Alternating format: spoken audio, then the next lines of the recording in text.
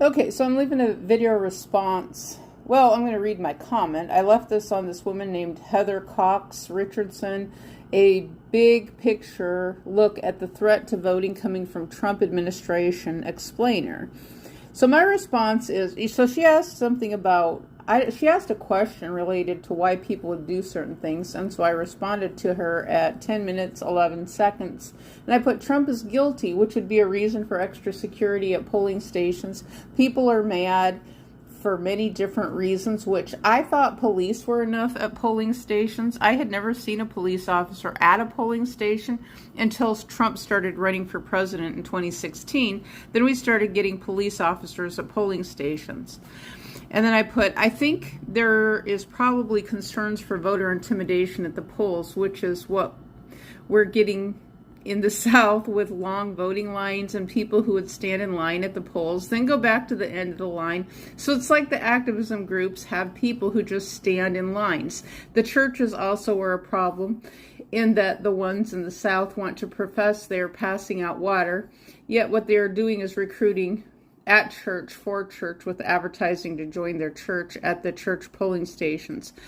I suspect what I saw at the post office recently is a hint to future voting with long lines. Trump does not want mail-in ballots because that gives people more access to voting with absentee voting.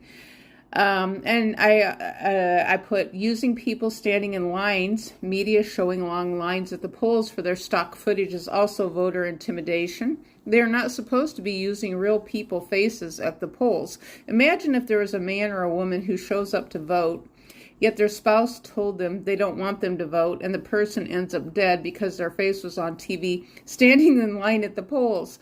I had concerns related to my marriage and voting.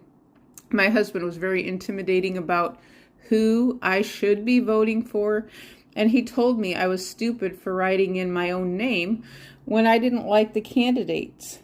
I told him I voted. So you stupid! That's what I keep trying to tell you. And that's when I say you disrespect me in front of them cops and shit again, I'm gonna beat the shit out of you. You just plain ass stupid. You're creating problems where there ain't no, don't need to be. And if you wasn't trying to do it, then this maybe I need to teach your ass. If you're gonna be around me, then you can't do that shit. You fucking stupid. I don't give a fuck how you was trained. Maybe somebody need to retrain you.